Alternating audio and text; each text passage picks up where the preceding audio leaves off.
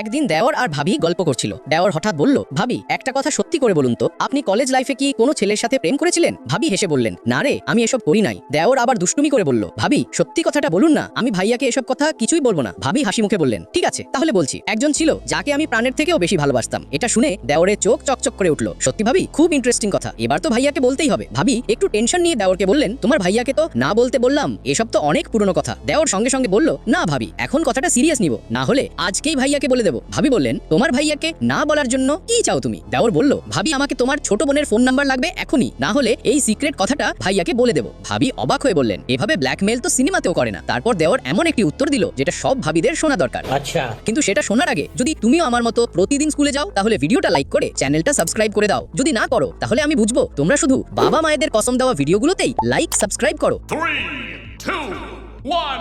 তারপর দেওর বলল, ভাবি সিনেমাতে তো দেওর ভাবিকে বাঁচায়, এখানে তো উল্টো দেওর ভাবিকে ব্ল্যাকমেল করছে।